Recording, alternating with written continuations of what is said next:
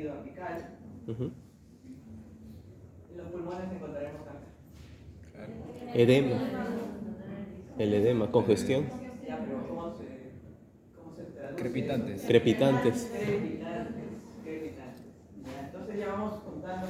¿Por qué creen que se producen todos esos signos y síntomas? Puede ser Perdón. Ya, claro, ya estamos hablando y ya vamos a ver las distintas etiologías, ¿no? Ya.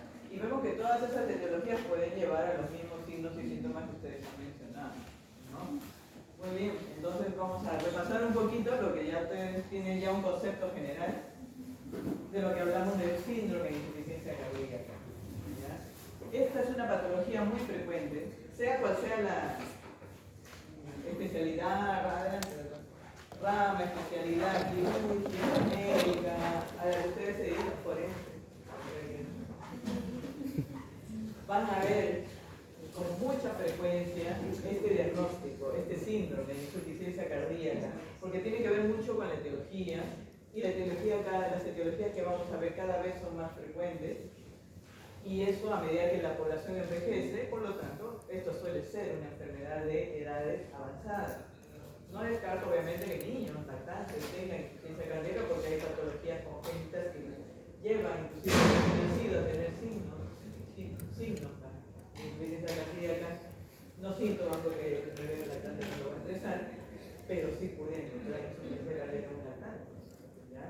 Pero esto es una patología clásica de pacientes de la tercera edad. ¿Ya? Sin embargo, como las etiologías que vamos a ver cada vez se presentan a edades un poquito más tempranas, 45, 50 años por ahí, entonces la cantidad de población que va a estar expuesta a este diagnóstico va a ser cada vez mayor. Entonces tienen que saber identificar un paciente con insuficiencia cardíaca, ¿ya? Y tratar de diagnosticar y discernir si el paciente que les viene con disnea es por una causa cardíaca o no. Eso también tienen que saber. Siguiente. Entonces, esa es la definición, digamos, del síndrome de insuficiencia cardíaca. Es un síndrome complejo. Complejo quiere decir que tiene muchas componentes, ¿no? Con síntomas y signos que resultan de cualquier alteración, ojo, estructural o funcional, ¿no? En el llenado ventricular o la eyección de sangre. ¿Ya? Esa es la definición del 2022 de la Asociación Americana del Corazón. ¿Ya?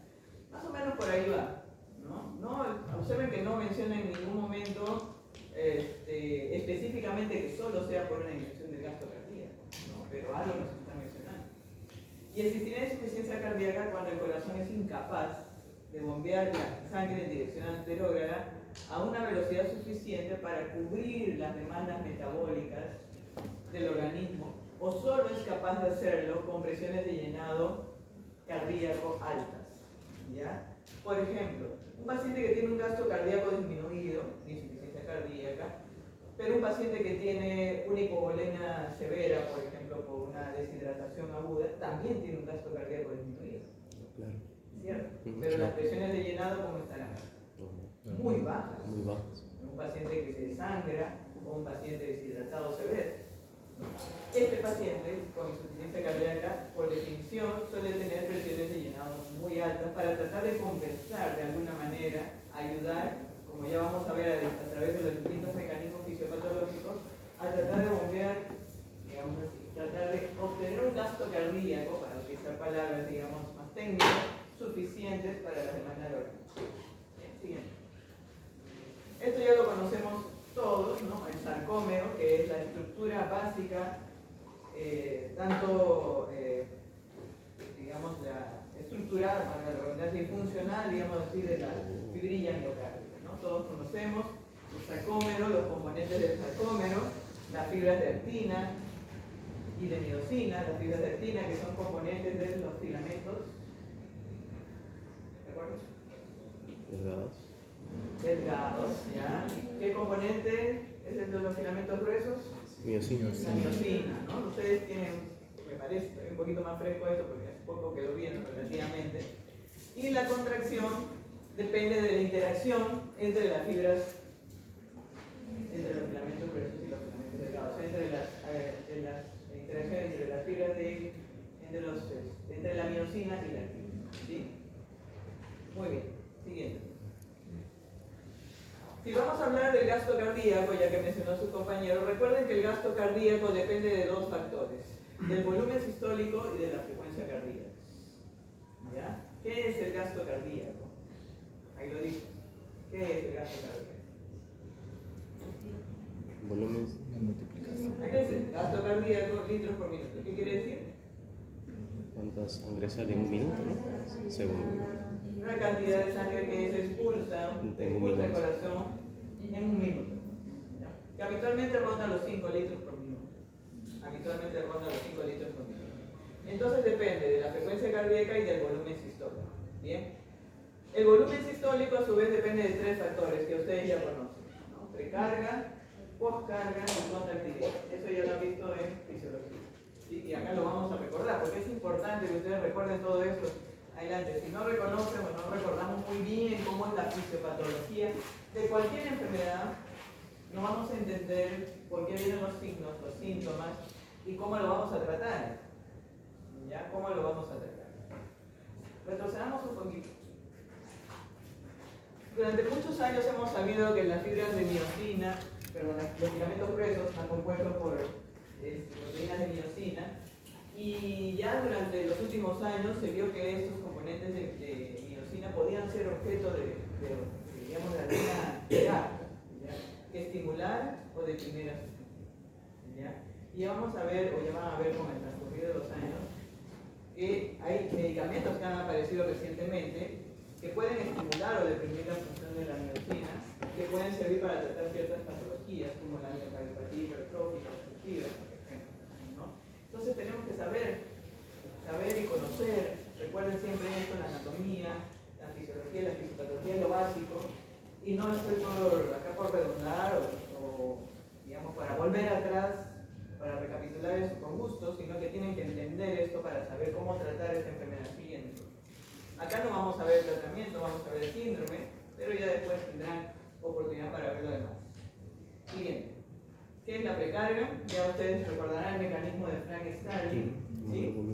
Dentro de límites fisiológicos, dice, entre más se distiende un ventrículo normal durante la diástole, mayor será el volumen expulsado en la siguiente contracción sistólica. ¿Sí? Eso dice la ley de Frank-Starling. ¿Bien?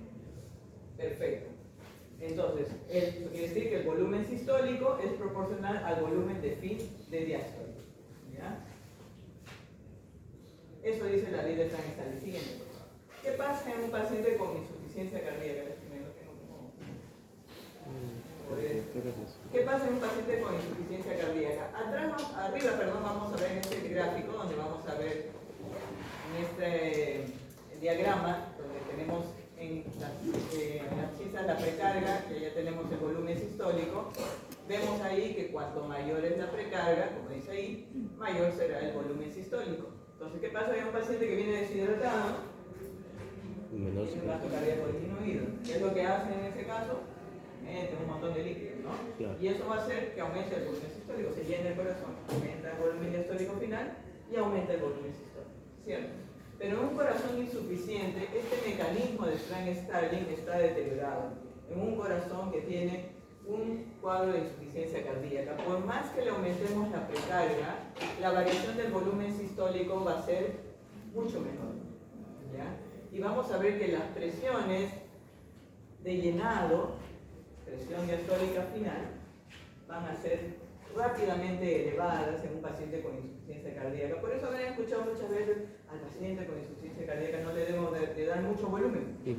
Sí. No, mucho volumen, ¿no? Sobre todo si se lo damos de manera rápida, ¿ya? Entonces póngase que un paciente que viene con insuficiencia cardíaca les viene un tanto deshidratado por una diarrea, ya tenía en ese momento. Lo primero que hacen es hidratarlo y está bien, porque tienen que mejorar en algo la precarga. Pero si se hidrata rápidamente, puede llegar a suceder esto, que rápidamente aumentan las presiones de llenado y el paciente rápidamente presenta congestión pulmonar, como vamos a ver después, ¿no? Entonces el mecanismo de Frank-Starling es un mecanismo que tiene cierta paciente con insuficiencia cardíaca. Siguiente.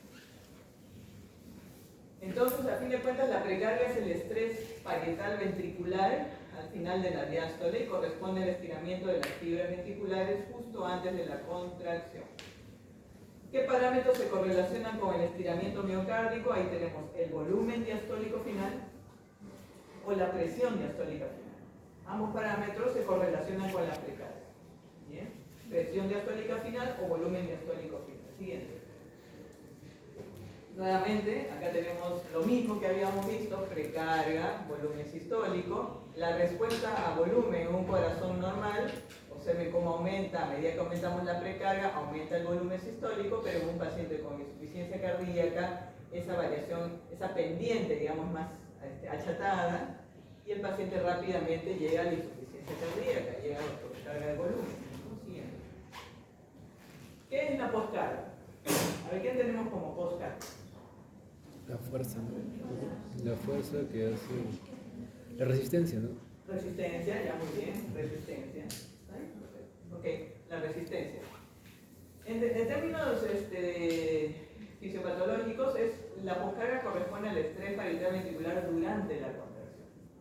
Al estrés parietal ventricular durante la contracción. Estrés parietal. ¿Ya? Y es la fuerza que debe rebasarse para que el ventrículo expulse su contenido. Está relacionado efectivamente con la resistencia. Pero sin embargo, a menudo es calculada a partir de la presión sistólica ventricular o arterial. Todos sabemos que si aumenta mucho la presión arterial, pacientes que llegan con 220, 240 de presión arterial pueden llegar a insuficiencia cardíaca, ¿no? Aumenta mucho la poscarga, rápidamente el corazón no puede expulsar la suficiente cantidad de sangre porque hay un obstáculo para eso, y rápidamente aumenta la presión diastólica final y se congestiona el paciente, ¿ya? Pero la poscarga tiene que ver, o se relaciona mucho con la ley de Laplace, ¿ya? La ley de Laplace quiere decir que la presión ventricular, la poscarga, perdón, depende de la presión intraventricular por el radio de la cavidad ventricular dividido entre el grosor de la pared ventricular multiplicado por 2, ¿ya? El grosor de la pared ventricular multiplicado por 2, ¿ya? Pacientes que hacen hipertensión arterial con el tiempo desarrollan hipertrofia ventricular izquierda, ¿ya? Es decir, aumenta este componente, ¿ya? Y por más que esté aumentada la presión intraventricular, la hipertrofia ventricular izquierda al principio es un mecanismo de compensación. Trata de equilibrar eso, y el estrés parietal durante la contracción no es tan alto, ¿ya?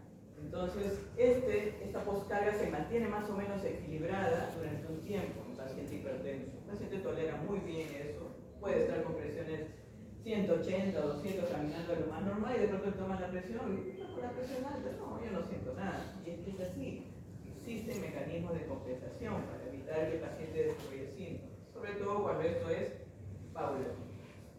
Siguiente. Muy bien, acá tenemos por ejemplo un paciente, acá nuevamente tenemos la presión diastólica final del ventrículo izquierdo y el volumen sistólico. La línea A es una línea de un corazón normal. ¿Qué pasa cuando yo aumento la poscarga? Cuando yo aumento la poscarga, ejemplo, nuevamente el paciente que llega con una crisis hipertensiva, ¿no? Vamos a ver que el volumen sistólico final cae, la presión diastólica final del ventrículo izquierdo aumenta rápidamente y el paciente puede llegar a congestionarse. Si yo le bajo rápidamente la presión, disminuyo la poscarga, nuevamente la pendiente se eleva un tanto más, aumenta el volumen sistólico final, y la presión diastólica final del ventrículo izquierdo vuelve a caer. Entonces vemos cómo el gasto cardíaco también se correlaciona mucho con la poscarga. Bien, siguiente. Y la contractilidad es la propiedad del músculo cardíaco que expresa los cambios de la fuerza de contracción, y en este caso de manera independiente de la pre y de la poscarga. ¿Sí? Eso es lo que quiere decir contractilidad. Bien. Corazón normal, tenemos un corazón normal en la línea A, punto A, ¿no? Un paciente que tiene insuficiencia cardíaca, por ejemplo, con una miocardiopatía dilatada, tiene una disminución de la contractilidad, ¿ya? Y en este caso, las presiones diastólicas finales son elevadas el volumen latido o volumen sistólico son bajas, ¿ya? Y estos pacientes tienden a hacer congestión pulmonar fácilmente, ¿no? Siguiente. Entonces, ¿qué pasa cuando hay una disminución de la contractilidad del ventrículo izquierdo? Vamos a ir con la situación en la cual el paciente tiene una disminución de la contractilidad. Y esto me refiero porque, como vamos a ver más adelante, no todos los pacientes con insuficiencia cardíaca tienen disminución de la contractilidad. Pero voy a ponerme en este ejemplo clásico del paciente que tiene disminución de la contractilidad, ejemplo, un paciente con una miocardiopatia dilatada o una cardiopatia isquémica, alteración de la contractilidad que le lleva a disminución de la fuerza contráctil. Y entonces se desencadenan una serie de mecanismos de compensación. ¿Ya? Esto se quedado con los compañeros, lo pueden llevar, no es necesario que lo toquen. Cuando hay una disminución de la contractilidad suceden dos fenómenos: la disminución del gasto cardíaco, como mencionó su compañero, y el aumento de la presión diastólica final por todo lo que hemos visto. Bien. Al haber una disminución del gasto cardíaco sucede un mecanismo de compensación, o se activan una serie de mecanismos de compensación que están englobados dentro de lo que se llama activación neuromoral.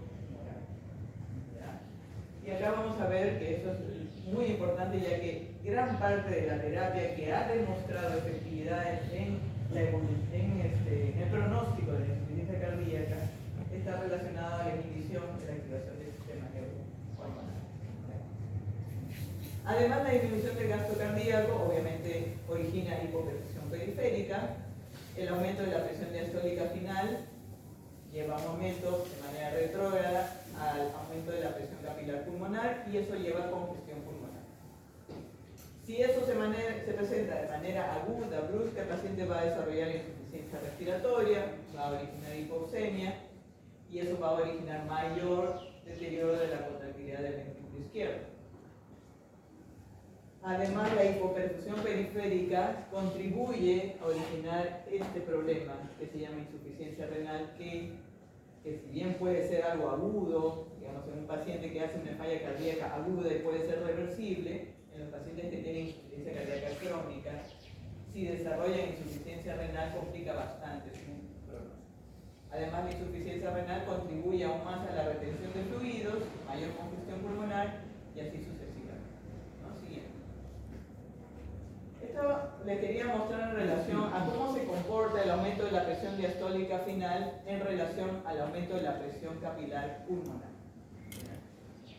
Cualquiera sea la etiología de la insuficiencia cardíaca, todos van a llevar a esto, a un aumento de la presión capilar pulmonar. En la parte de arriba vemos un gráfico en el cual vemos en serie, ¿no?, cómo se comportan las presiones desde la aorta, ventrículo izquierdo, aurícula izquierda, venas pulmonares, capilar pulmonar, arteria pulmonar, ventrículo derecho, aurícula derecha y venas cavas. ¿Sí? Es con el del power. Vemos ahí en el ventrículo izquierdo, arriba, que tenemos una presión de 120 sobre 6. ¿No? Normalmente las presiones diastólicas finales del ventrículo izquierdo son bajitas, ¿ya?, entre 0 y 8 milímetros de mercurio. ¿Bien? Y lo mismo tiene la misma presión tiene la aurícula izquierda, las venas pulmonares y el capilar pulmonar, porque todo esto está en línea, en serie, ¿no? Se transmite de manera retrógrada. Si tenemos un paciente, adelante, un paciente con insuficiencia cardíaca, observemos cómo la presión diastólica final ha aumentado. De 6 subió a 25, la presión diastólica final. ¿Ya? Y esos 25 se transmite hacia atrás. La aurícula izquierda también va a tener 25, la vena pulmonar y el capilar pulmonar también va a tener 25. Entonces vemos cómo hay un aumento progresivo, una transmisión, digamos, de esas presiones diastólicas finales elevadas hacia atrás, sea cual sea la causa. Si esto se presenta de manera aguda, ejemplo, el paciente que hace un infarto de miocardio externo, falla rápidamente el ventrículo izquierdo, rápidamente aumentan las presiones diastólicas finales y rápidamente se transmiten hacia atrás, hacia el capilar pulmonar, el paciente debuta con un edema agudo del pulmón. Pero si esto se presenta de manera paulatina, crónica, a lo largo de mucho tiempo, el paciente puede desarrollar ciertos mecanismos de compensación a nivel capilar pulmonar que puede hacer que tolere muy bien presiones capilares pulmonares un tanto elevadas. ¿Ya? Con los años, si hablamos de una insuficiencia cardíaca crónica, el capilar pulmonar puede tolerar presiones muy altas ¿ya? Y vemos en el primer ejemplo que veíamos atrás cómo las presiones en la arteria pulmonar también están elevadas. Observemos que todo se transmite de manera retrógrada. ¿Bien?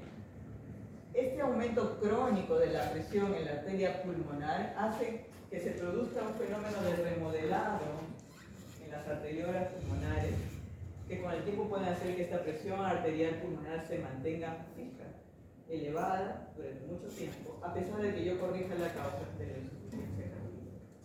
¿Ya? Entonces, con el tiempo observemos cómo se presentan ciertos mecanismos que hacen que el paciente desarrolle falla ventricular derecha, observemos acá cómo está dilatado el ventrículo derecho, y los presenten los signos y síntomas clásicos de la insuficiencia cardíaca derecha. Siguiente. Hablábamos hace un momento de la activación del sistema neurohormonal, ¿no? Y cuando hablamos del sistema neurohormonal, hablamos en primer lugar de la activación del sistema adrenérgico. El sistema adrenérgico es el primer sistema que se activa cuando hay una caída del gasto cardíaco, ¿ya?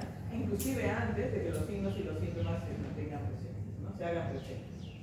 Entonces, ¿qué se produce? Una caída del gasto cardíaco, produce una disminución del estímulo en los vasoreceptores y aumenta el estímulo simpático.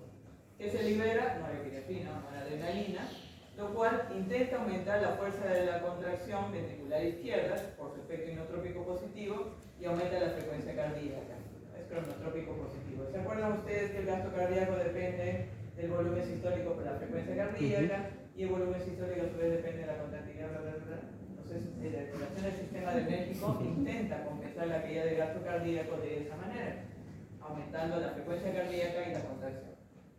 Pero ocurre que esta activación crónica del sistema adrenérgico tiene consecuencias a largo plazo. Y una de las consecuencias que se producen es una sobreestimulación de los receptores beta adrenérgicos que con el tiempo hace que disminuyan estos. ¿Cómo? Vamos a ver a continuación. Sigue. Ahí vemos en esos gráficos que en el corazón tenemos tres tipos de receptores, pero la gran mayoría son receptores beta 1. Estos son los receptores que se ven estimulados con la activación crónica del sistema adrenérgico. Cuando hay una activación crónica del sistema adrenérgico, se produce una sobrecarga de calcio intracelular y como mecanismo de compensación la célula hace que los receptores que están en la superficie comiencen a disminuir en densidad. Son introducidos inclusive dentro de la célula y los receptores disminuyen su densidad. Por lo tanto, ese estímulo nervioso, ese estímulo adrenérgico, por más que está 100%, digamos así, ya no tiene la misma fuerza, digamos, el mismo estímulo, el mismo efecto que tenía al inicio. ¿Bien? Además, el sistema adrenérgico no solamente actúa de esa manera sobre el corazón, sino que hay receptores beta en el riñón. Y la activación de estos receptores beta activa el sistema renina-angiotensina-aldosterona. El sistema renina-angiotensina-aldosterona es el objetivo principal, o uno de los objetivos principales del tratamiento de la insuficiencia cardíaca, ¿no? Siguiente. Y este es el sistema renina-angiotensina-aldosterona que ustedes ya conocen seguramente de memoria por sus clases de fisiología. ¿Se acuerdan? ¿Quién me podría describir, por favor? Esta lámina donde vemos cómo comienza esta actividad. ¿Qué vemos ahí? A ver. Sí, esto inicia aquí en el aparato yuxtaglomerular de los riñones, los cuales van a detectar, por ejemplo, un cuadro de disminución del gasto cardíaco, ¿no? Por lo que estábamos conversando, y en respuesta a esto liberarían la renina. La renina va a actuar a nivel del angiotensinógeno que se produce por el hígado y va a producir la angiotensina 1. Y esta angiotensina 1 va a ser convertida en angiotensina 2 por la enzima convertidora de angiotensina, ¿no? Que está a nivel de los pulmones y los endotelios. Luego la angiotensina 2 va a dirigirse hacia algunos sustratos, ¿para qué? Primero para aumentar la liberación de aldosterona y a su vez también a los receptores de angiotensina. A su vez estos van a producir vasoconstricción, lo que es la retención de sodio y el aumento de la presión sanguínea, ¿no? Que es lo que se suele hacer cuando tenemos un cuadro de hipovolemia. Muy bien, gracias. Exactamente. Entonces tenemos que una disminución del gasto cardíaco es detectada por el aparato yuxtaglomerular. ¿Ya? Nos dice, el riñón está detectando algo ha pasado. No me está llegando suficiente sangre, yo no sé por qué razón, pero voy a sintetizar más renina. ¿Ya? Bien. Entonces se produce toda compensación. Esto va a producir vasoconstricción, intentando aumentar la presión sanguínea y retención de sodio y agua. Y dijimos que cuando hay retención de sodio y agua va a aumentar el volumen circulante y eso va a aumentar el volumen de retorno, digamos así. Y eso va a producir un aumento del volumen diastólico final. ¿Y qué pasa cuando hay aumento del volumen diastólico final? Se distienden más las fibras, intenta aumentar la fuerza contraria.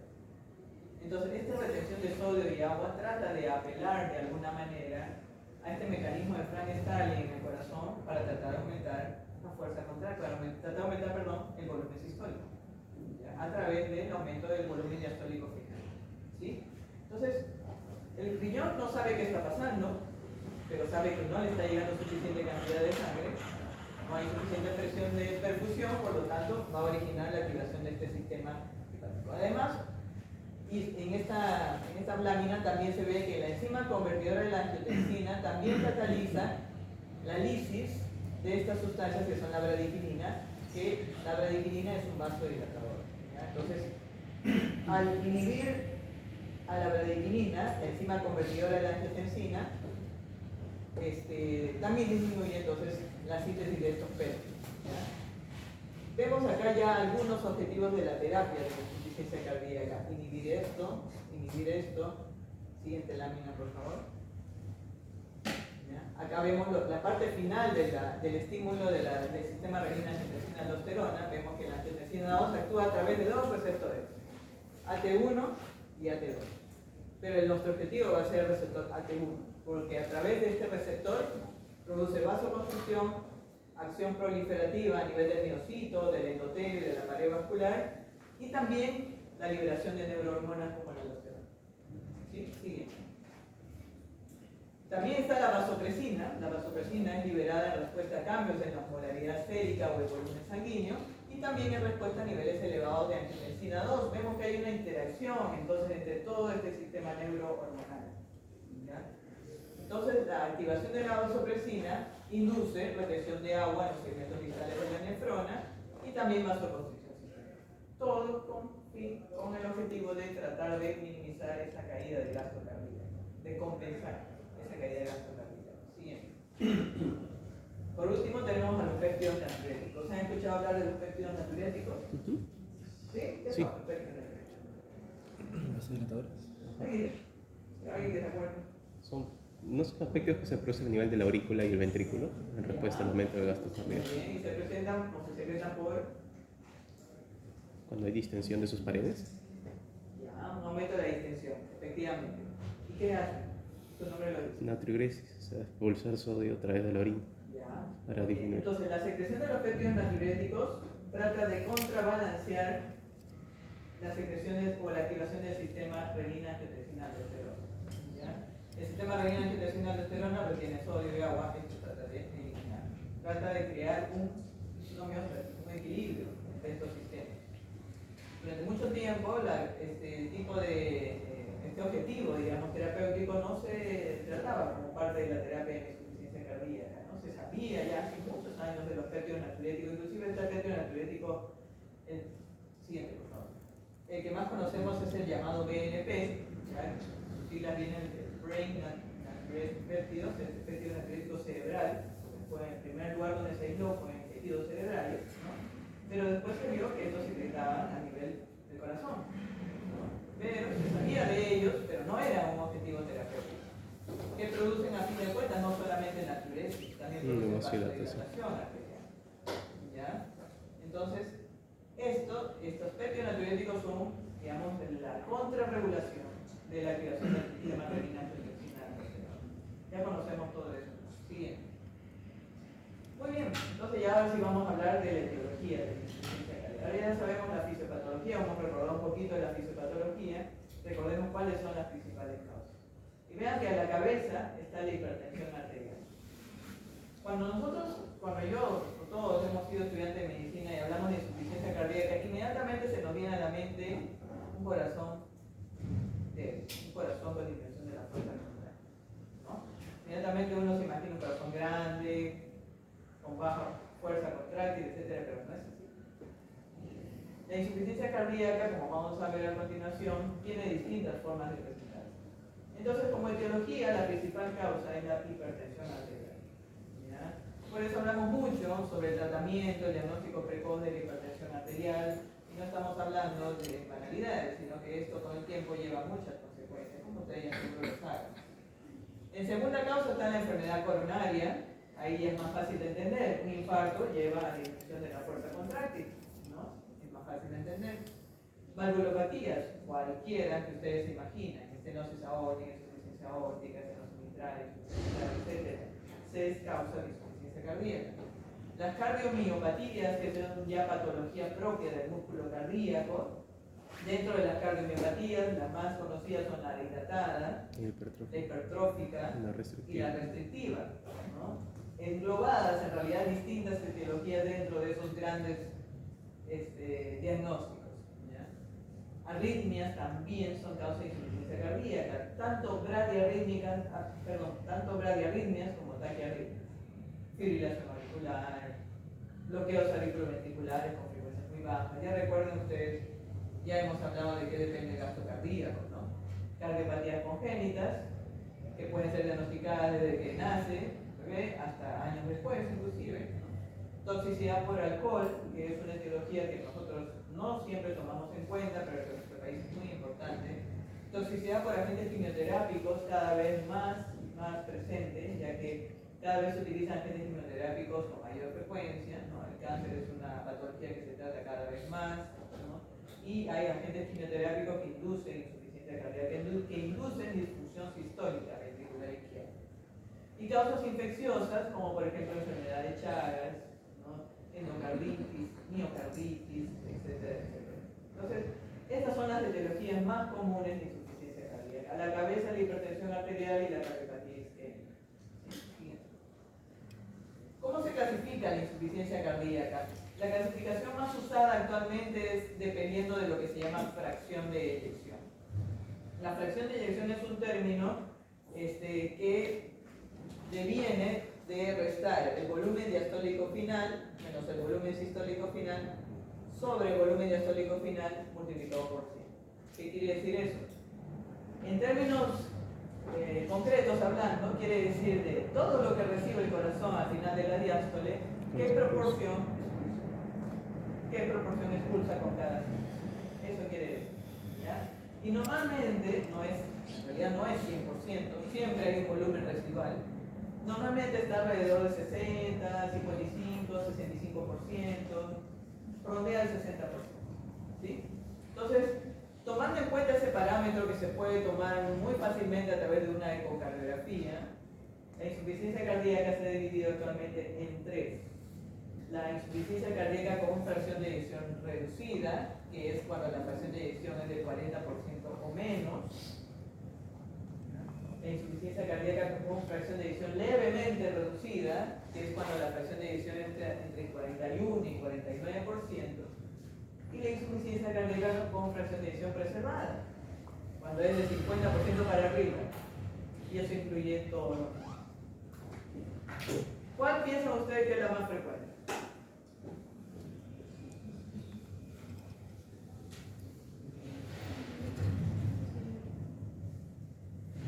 ¿Cuál pensaríamos todos que es la más frecuente? La de abajo. La 1. Ah, pero seguro más frecuente es la otra. Con fracción de eyección reducida, levemente reducida o conservada.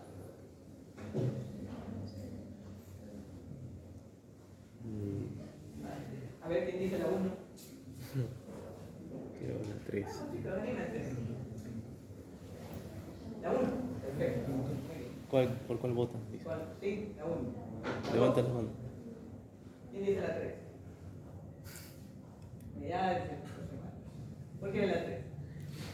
Bueno, es que usted comentó que, por ejemplo, la mayoría de causas no necesariamente son cardíacas, ¿no? Puede ser, por ejemplo, deshidrataciones y ahí no alterarían la estructura del corazón. O sea, la fracción de eyección se podría conservar. Ya, pero ojo que eso sí no es insuficiencia cardíaca. No sería. Eso es una disminución del gasto cardíaco, pero no sería una insuficiencia cardíaca.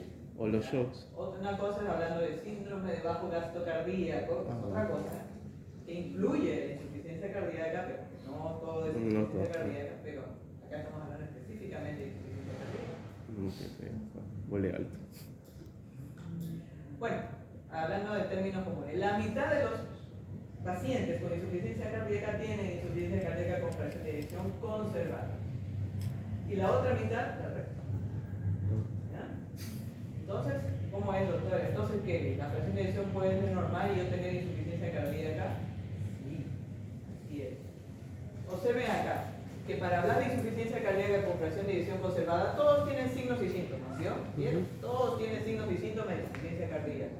Pero acá tendremos que tener evidencia objetiva de anomalías cardíacas estructurales o funcionales compatibles con difusión diastólica o altas presiones de llenado del ventrículo izquierdo, incluidas las concentraciones elevadas de péptido natriurético. Tenemos que tener entonces, para hablar de insuficiencia cardíaca con fracción de eyección conservada, evidencia de que el paciente tiene presiones de llenado altas o un equivalente, como el aumento de los péptidos natriuréticos.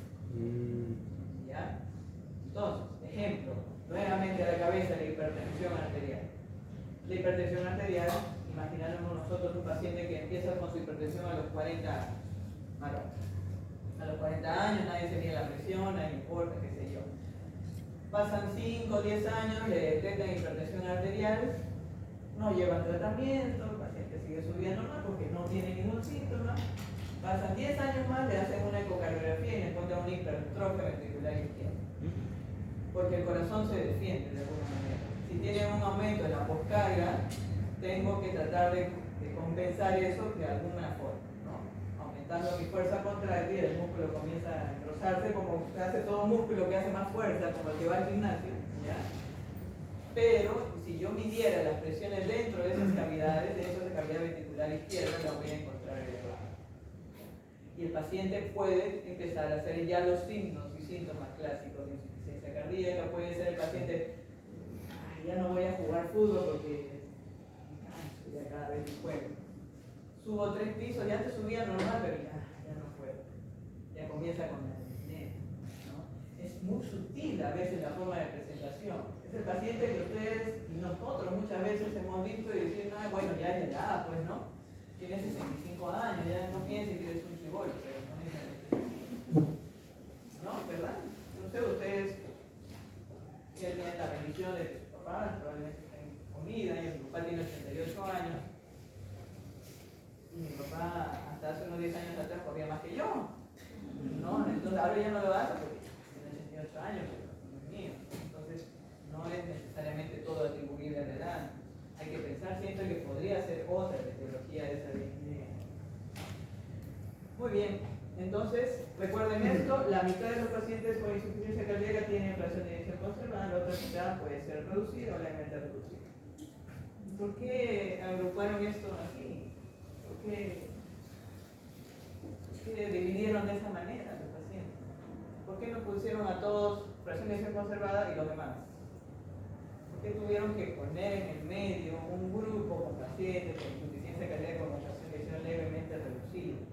En realidad, para que ustedes sepan, porque las cosas tienen un sentido de ser, esto vino debido a varios estudios. Ya en los años, fines de los 80, 90, empezaron los estudios para ver qué hacer con la insuficiencia cardíaca. Y en principio se trataron los pacientes que tenían baja fracción de eyección, porque en principio el diagnóstico de insuficiencia cardíaca con fracción de eyección conservada no estaba muy cuajado, no estaba muy definido. Entonces todos los grandes estudios de los años 80, 90, todos incluyen pacientes con baja fracción de eyección. ¿Ya?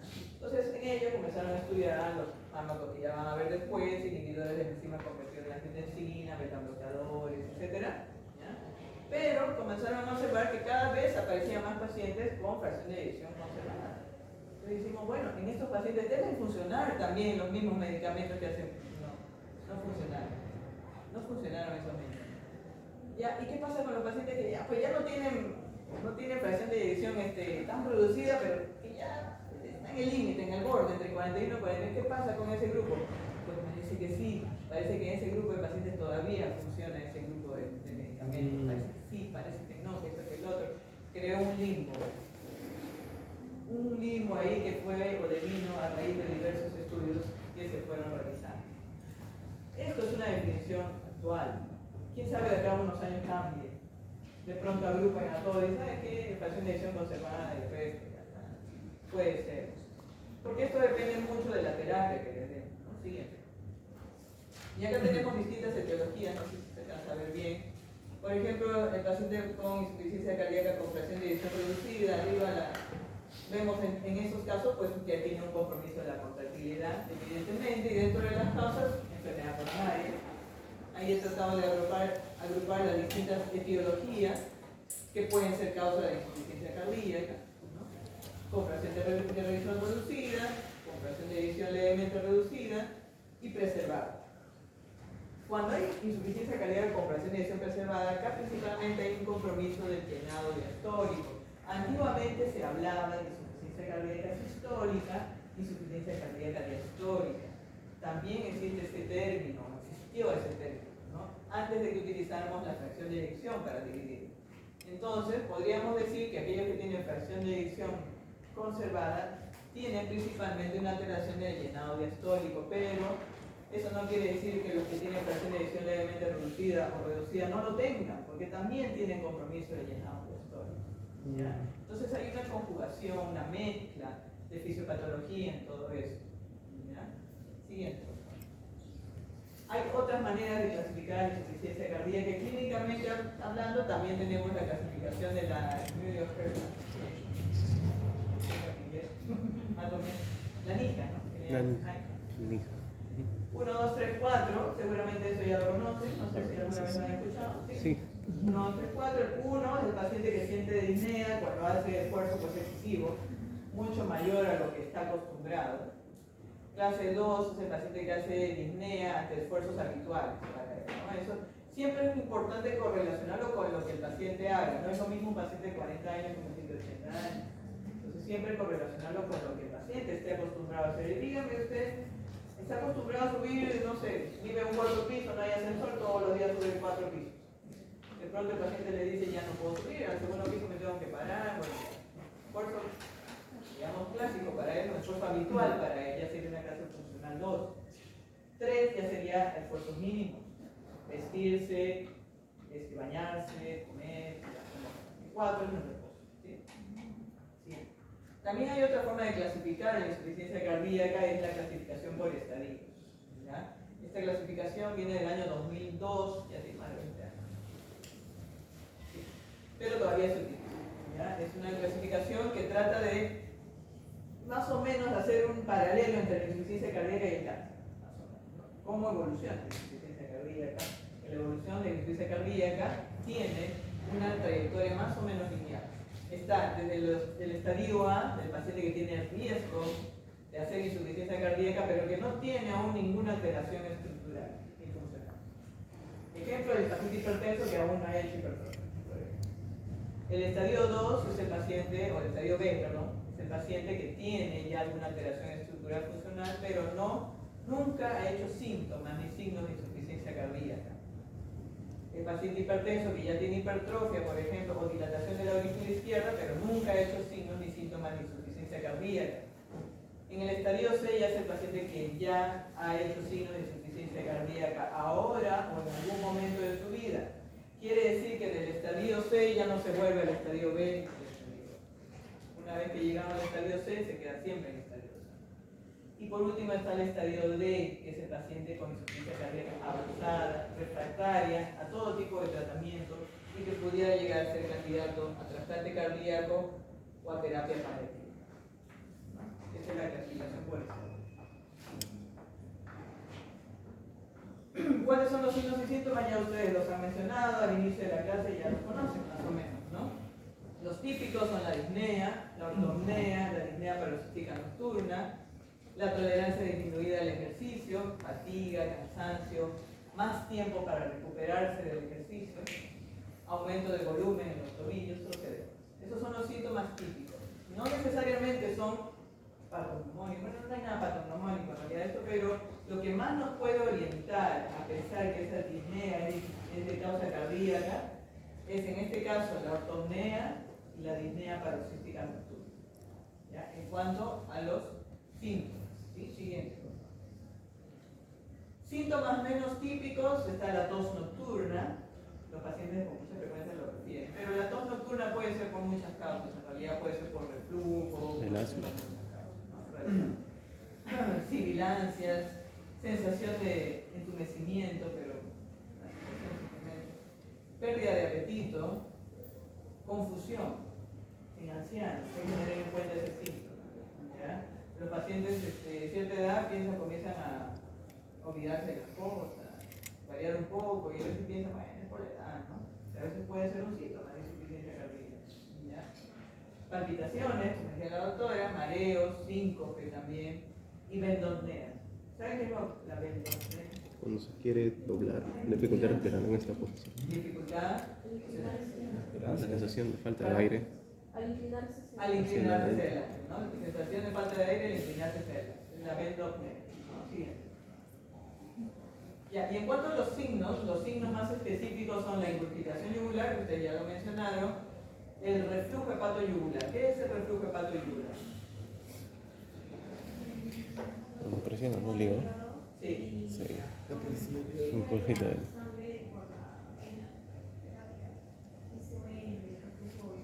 Aumenta la ingurgitación yugular a la compresión hepática. ¿Ya? Ok, muy bien. Tercer ruido. ¿Ya? Y el ritmo de galope, que es el que se presenta con esta taquicardia además. ¿Ya? Que recuerden que esto es frecuente, ya que si hay una caída del gasto cardíaco, ¿cómo se va a compensar? Con descarga adrenérgica, taquicardia. ¿Sí? Taquiarritmia. El impulso apical desplazado lateralmente, ¿no? Que es habla de cardiomegalia. Estos son signos más frecuentes. Entonces, cuando ustedes tengan un paciente que viene por disnea, tienen que preguntar además si tiene ortopnea, si tiene disnea paroxística nocturna, y tienen que investigar estos signos. Presencia de tercer ruido, ingurgitación yugular, reflujo hepatoyugular, impulso apical desplazado lateralmente. Siguiente. Hay signos menos específicos, como el aumento de peso rápido, más de 2 kilos en una semana. La pérdida de peso, sin embargo, puede ser un síntoma, pero ya de la insuficiencia cardíaca muy avanzada. Puede llegar a lo que se llama caquexia cardíaca. Es el paciente que viene hinchado, muy edematizado. Usted ve su rostro más bien perfilado, a veces puede venir abotagado, pero comienza la terapia con diuréticos y ahí recién ven su peso. Porque la insuficiencia cardíaca a veces es tan extrema, el paciente ya pierde el apetito y el solo hecho de comer lo cansa. Además del gasto metabólico que implica la insuficiencia cardíaca, ¿ya? Además del hecho que al haber edemas en miembros inferiores, así, también hay edema intestinal, y el edema intestinal impide la absorción de nutrientes, ¿no? Puede haber compromiso renal, puede haber proteinuria, hay hipoalbuminemia, etc. Y el paciente se emasilla, el paciente comienza a producir caquexia, ¿no? Entonces eso ya está hablando de un estadio muy avanzado de insuficiencia cardíaca. Edemas periféricos, ¿no? Crepitantes pulmonares y derrame pleural también. ¿Cómo se oculta eso? Con disminución del murmullo vesicular, sobre todo del lado derecho. Es más común encontrar derrame pleural del lado derecho en insuficiencia cardíaca. Puede ser bilateral, pero siempre, o muy frecuentemente, o casi siempre, nunca hay, siempre en medicina, casi siempre es la predominio del lado derecho. Si encuentra un derrame pleural solo del lado izquierdo, ahora en loco porque eso puede ser otra cosa, puede ser una neoplasia, puede ser otra cosa. ¿Ya? Siguiente. Y ya de los signos menos específicos, taquicardia, taquipnea, pulso irregular, soplos, hepatomegalia, citis, extremidades frías o liguria, ¿no? Muy bien. Acá tenemos algunos diagramas clásicos, ¿no? Del paciente con insuficiencia cardíaca. Observen allá hacia su derecha una paciente mujer que tiene hepatomegalia graficado ahí, ingurgitación yugular, tiene edemas y la paciente está sentada porque está en ortopnea, ¿no? No tolera el decúbito, ¿no? Otro paciente, ortopnea. ¿Es vendosnea? El paciente que se fatiga a subir escaleras.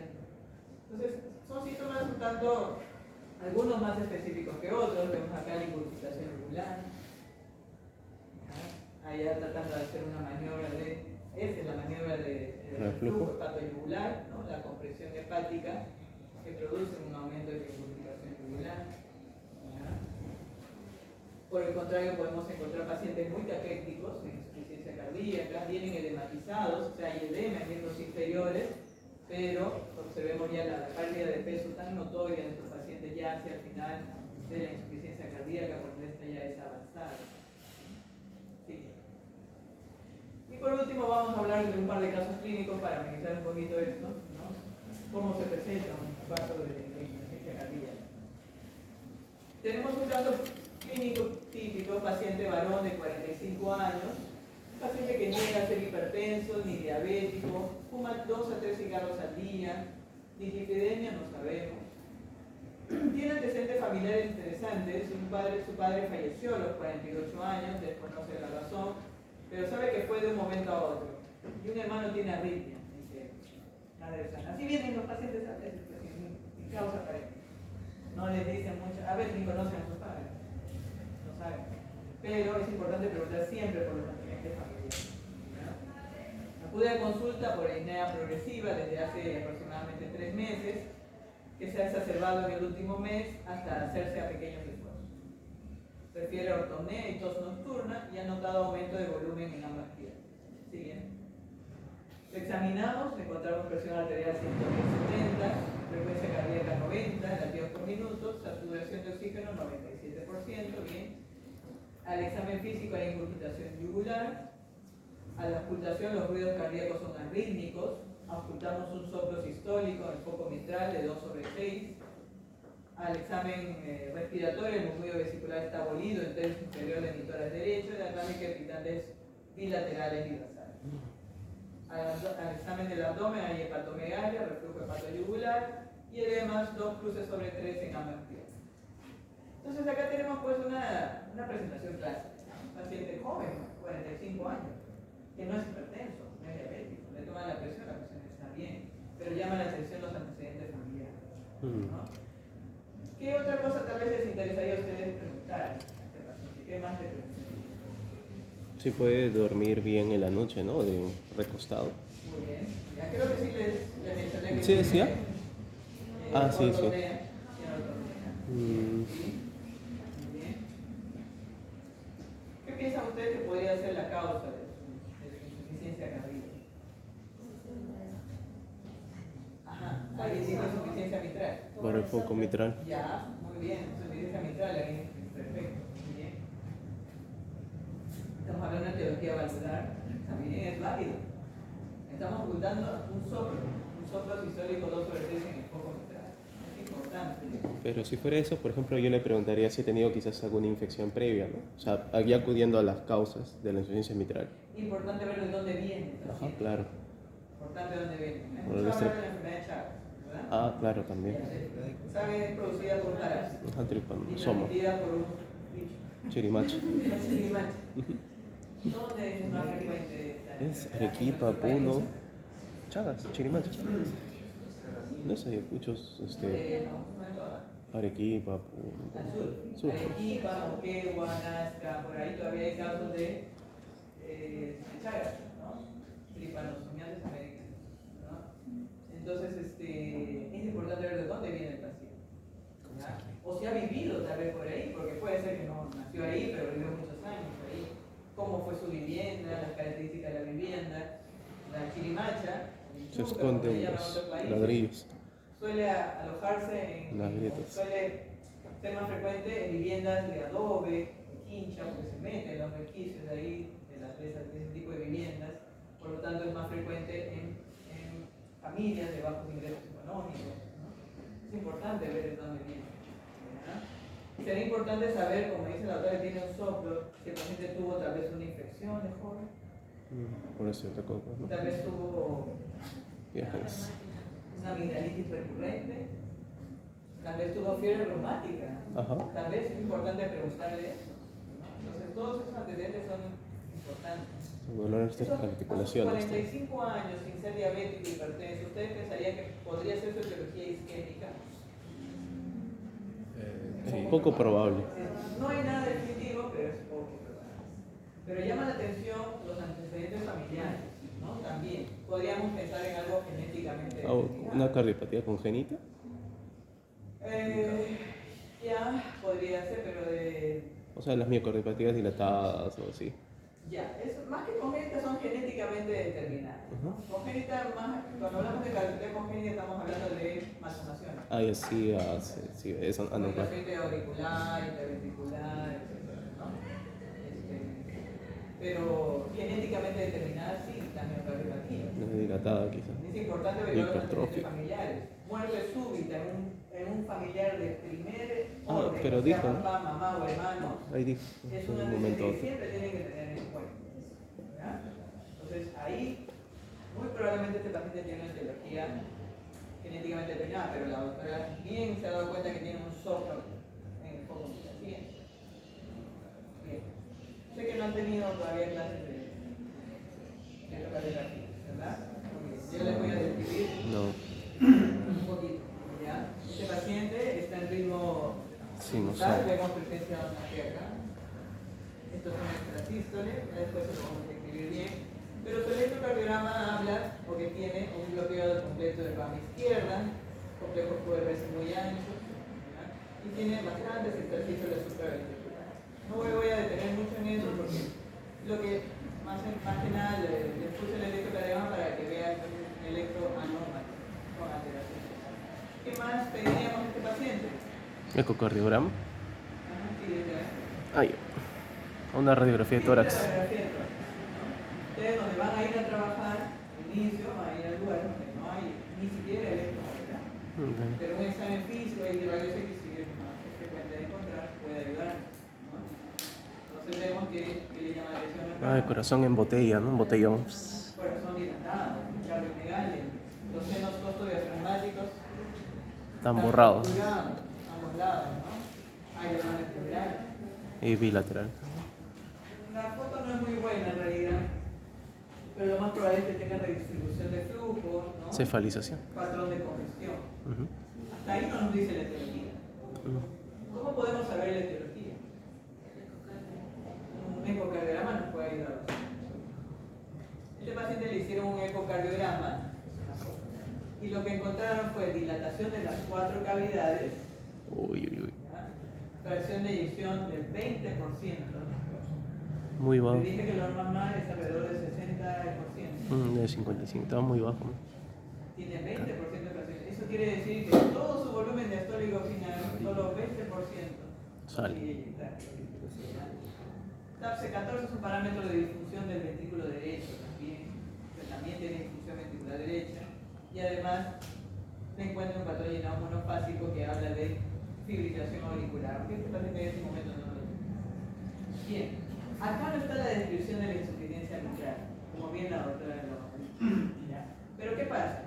Este paciente, cuando le hicieron el ecocardiograma, efectivamente encontraron una insuficiencia mitral, ¿ya? Cuando el corazón se dilata de esa manera, se deforma, se remodela, ese es el término que se utiliza, se remodela de tal manera.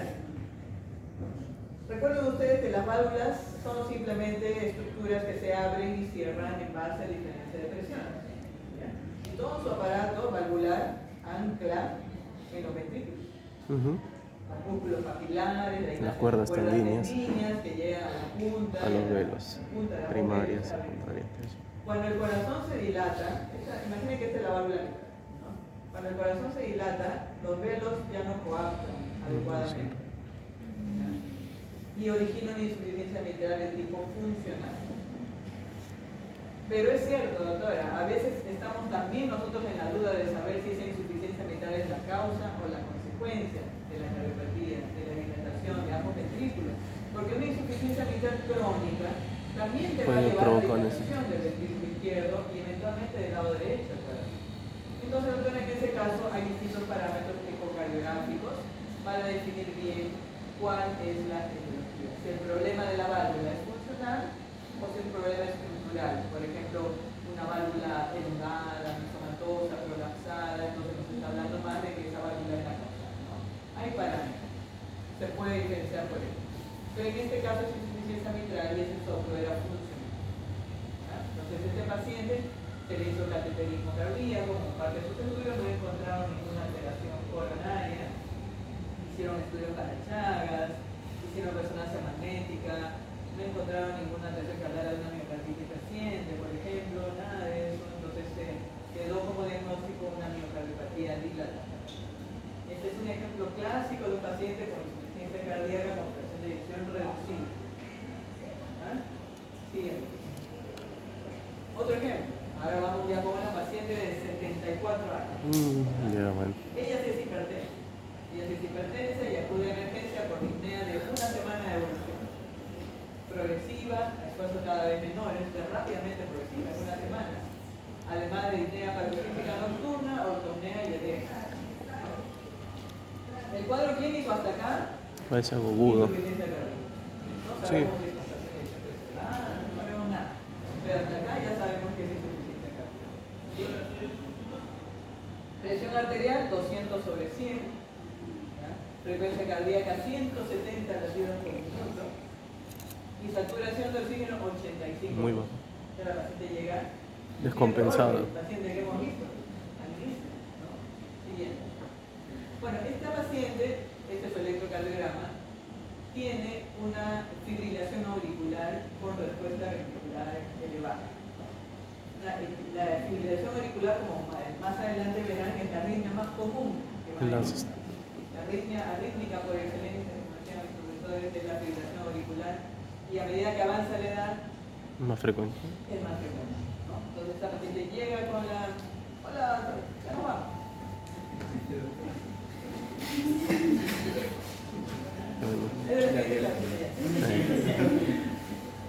Déjame capturar esta humillación. Entonces llega muy taquicárdica. Imagínense ustedes un corazón latiendo a 170 por minuto. Normalmente, ¿cuánto es la frecuencia? Reposo, ¿no? 60, 100. ¿no? Pero seguramente muchos de ustedes deben tener frecuencia de 50, por ahí. Es normal, ¿no? Imagínense un paciente que ya tiene hipertensión arterial, que seguramente tiene una alteración en el llenado, porque debe tener algo de hipertrofia, qué sé yo, que de pronto le aumenten la frecuencia cardíaca a 170 latidos por minuto. Un corazón que está encima que no tiene tiempo Diástole. sobre todo cuando hay taquicardia, lo que más se acorta es el llenado diastólico. Lo que más se acorta es el llenado. Entonces, es un paciente que no tiene tiempo, no hay tiempo para que haya un buen llenado de parte de la aurícula izquierda hacia el ventrículo izquierdo, ¿ya? Tampoco tiene tiempo para una suficiente eyección. Pero sobre todo su problema es la parte diastólica, el llenado diastólico. Entonces, al no haber un buen llenado diastólico, por lo tanto el volumen sistólico también va a estar reducido. Y sobre todo se va a quedar mucha sangre en la aurícula izquierda, porque no consigue llenar el ventrículo izquierdo. Al haber mucha sangre en la aurícula izquierda, aumenta también la presión dentro de la aurícula izquierda. ¿Y eso hacia dónde se va a transmitir? Hacia atrás, hacia las venas pulmonares, hacia el capilar pulmonar, Aumenta su y el paciente hace congestión. Esta es una forma clásica de presentación de una fibrilación auricular con respuesta ventricular elevada. Tiene su radiografía de suelo. No es una corazón grande, ¿verdad? No. Pero tiene un edema pulmonar Muy. peor que el chico que habíamos visto de 45 años, porque ella no estaba acostumbrada a tener frecuencias tan altas, de pronto hizo fibrilación auricular, no estaba habituado su corazón, ni su circulación, ni sus capilares pulmonares en un momento tan brusco en la presión capilar, y rápidamente hace edema agudo del pulmón. Le hacen una serie de exámenes, se encuentra una anemia leve, bueno, creatinina en 1.6, un poquito elevada, una insuficiencia renal también, que puede ser aguda a consecuencia de la caída del gasto cardíaco. A sus 75 años, 74 años es común que ya tenga cierto grado de insuficiencia renal, pero si además se añade una falla cardíaca aguda, empeora aún más la perfusión renal y la creatinina sube, la bulimia. Los electrolitos son normales, eleva un poco la troponina, porque igual es un corazón que a esa frecuencia tan elevada no consigue perfundir tampoco adecuadamente. El corazón no eyecta la suficiente cantidad de sangre, ni siquiera para perfundirse bien el mismo. Inclusive la paciente puede estar extremadamente bien, pero no porque se haya obstruido una arteria, sino porque el gasto cardíaco es bajo. Y el ProBNP, que es el marcador natriurético, se eleva a 9.300. Muy alto. Con un punto de corte para esa edad más o menos de 1.800. ¿Ya? 9.300, muy elevado. Todo habla de insuficiencia cardíaca. Le hacen un ecocardiograma y la encuentran en hipertrofia ventricular izquierda, dilatación de la aurícula izquierda, todos son cambios propios de la hipertensión arterial, ¿no? Fracción de eyección, 55%. Está conservado. Un patrón de llenado monofásico por la fibrilación auricular. Un ejemplo clásico de una paciente con insuficiencia cardíaca con hipertensión. Ambos los mismos signos y síntomas. ¿Ya? Ambos los mismos signos y síntomas. Las etiologías distintas. ¿Ya? La fracción de decisión también distinta. El tratamiento, por lo tanto, también va a ser un tanto distinto. ¿Ya? No va a ser lo mismo mi paciente joven de 45 años, porque su pronóstico tampoco va a ser igual. 45 años con 20% de fracción de decisión se me está yendo rápidamente. Otra foto. Probablemente. A mi viejita de 74 que seguramente le voy a cardiovertir eléctricamente, la voy a volver a ritmo sinusal y a las 48 horas está feliz de ritmo. A ritmo sinusal, con hipertensión manejada mejor, que lleva más una presión volante, probablemente se estabilice también. Entonces, es importante conocer bien las causas de la fisiopatología, etcétera, para el tratamiento. Creo que ahí terminamos.